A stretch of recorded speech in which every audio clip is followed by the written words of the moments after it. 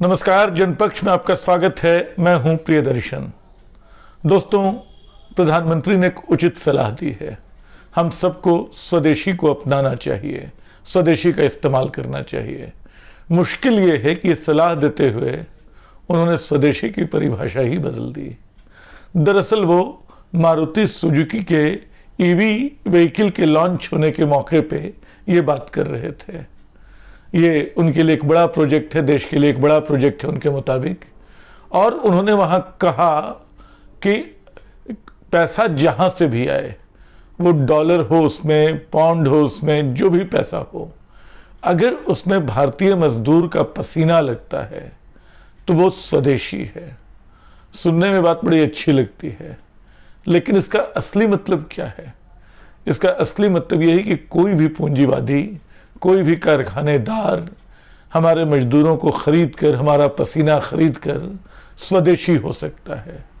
मारुति निश्चय ही एक दौर में भारत की स्वदेशी गाड़ी रही और उसने एक तरह से भारत में कारों के जनतंत्रीकरण का एक बड़ा काम किया।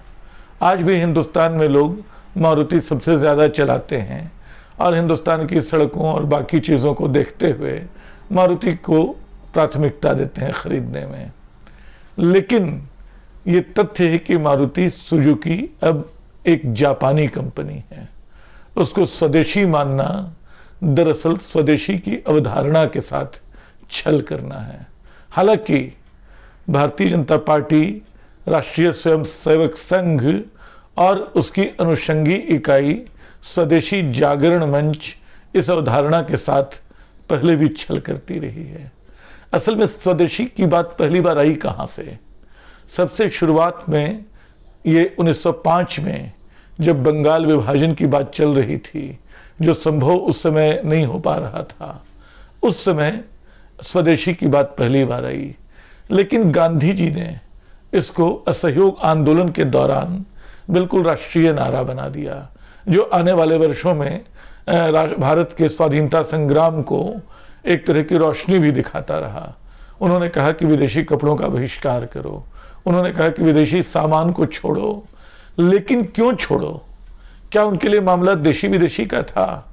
क्या उनके लिए मामला सिर्फ मिल्कियत का था? नहीं, दरअसल वो पूरी उत्पादन प्रणाली को बदलने के पक्ष में थे। उनको लग रहा था कि जो बड़ी मशीनें मैनचेस्टर के कारखानों में लग रही हैं, वो हिंदुस्तान के मजदूरों को बेकार कर रही हैं। लेकिन इसका उत्तर ये नहीं था, इसका प्रत्युत्तर उन्होंने ये नहीं खोजा कि हिंदुस्तान भी वैसी भारी भरकम मशीनें ले आए।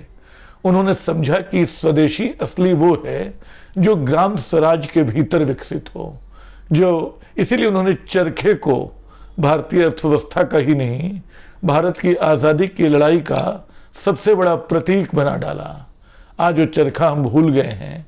ये सच है कि गांधी के उस ग्राम स्वराज को और उस स्वदेशी को हम नहीं अपना सकते हैं। लेकिन ये भी सच है कि स्वदेशी के नाम पे बहुत सारे छल हम झेलने को अभिशप्त हैं। चाहे तो याद कर सकते हैं कि 1991 में जब भारत के बाजार पहली बार खुले और उदारीकरण की आंधी आई, भूमंडलीकरण का पूरा दौर आया, तो उस समय स्वदेशी जागरण मंच जैसी संस्थाओं ने, बल्कि लेफ्ट और राइट वहां एक साथ थे, उन्होंने इस बाजार का अपने ढंग से विरोध किया, व्यापार समझौतों का विरोध किया, कहा कि इससे भारत के मजदूरों, किसानों को नुकसान होगा। लेकिन वो विरोध टिका नहीं। पता चला कि आने वाले वर्षों में भारतीय बाजार दुनिया भर के ब्रांड से भर चुका है और धीरे धीरे पूरा मध्यवर्ग एक उपभोक्तावादी वर्ग में बदल चुका है। स्वदेशी का आंदोलन पीछे छूट गया, स्वदेशी की बात पीछे छूट गई। दिलचस्प यह है कि जब पहली बार भारतीय जनता पार्टी केंद्र में आई, ठीक से ये 1998 का साल था, तब सबको लगा कि अब तो ये उदारीकरण का पहिया रुक जाएगा, ये बहुराष्ट्रीय कंपनियों को भारत आने की इजाजत नहीं मिलेगी। लेकिन हमने पाया कि उल्टा हुआ।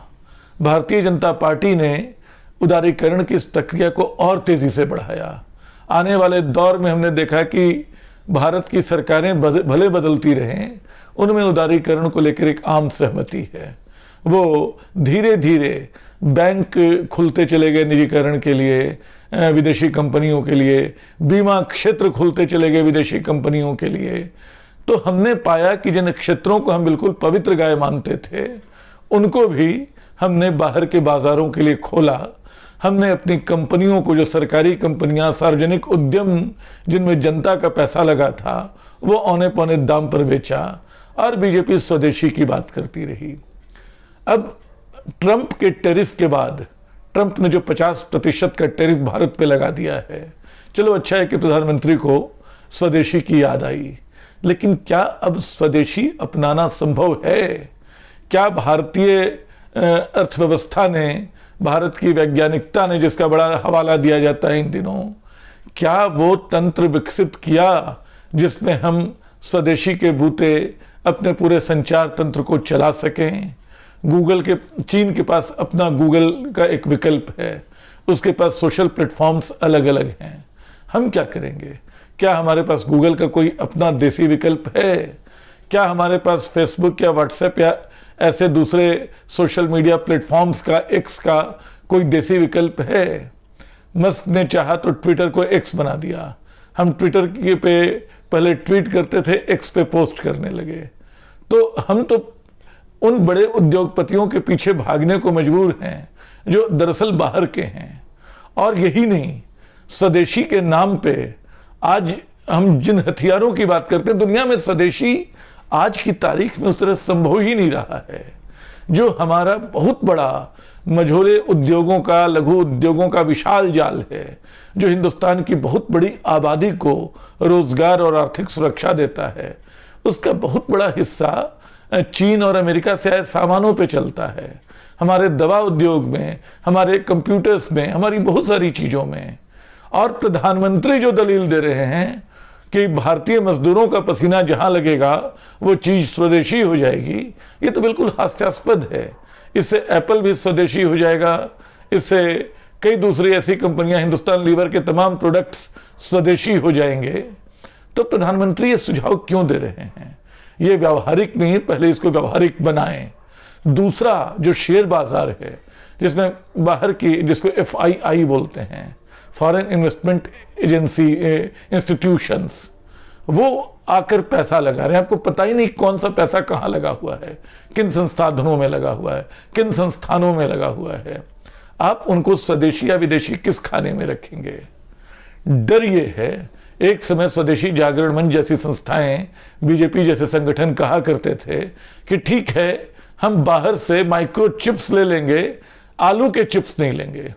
हालांकि ये बात भी हास्यास्पद थी, लेकिन आज हम पा रहे हैं कि मैकडोनाल्ड और KFC दोनों भारत के तमाम शहरों में खुले हुए हैं और आलू के चिप्स भी खूब धड़ाधड़ बेच रहे हैं। तो खतरा ये है कि भारत में स्वदेशी के नाम पे जो आंदोलन चलेगा, उनमें छोटे छोटे दुकानदारों की शामत आ जाएगी।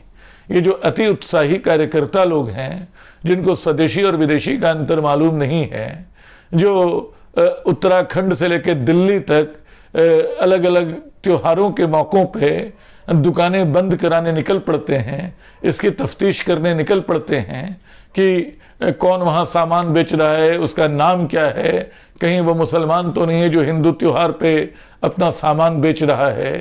तो जो KFC को बंद कराने चले जाते हैं, गाजियाबाद में KFC को बंद कराने की कोशिश हुई, क्योंकि वो बीच के दौर में, जिसको हम नवरात्र कहते हैं, उसमें सावन के महीने में वो वहाँ से चिकन बिक रहा था।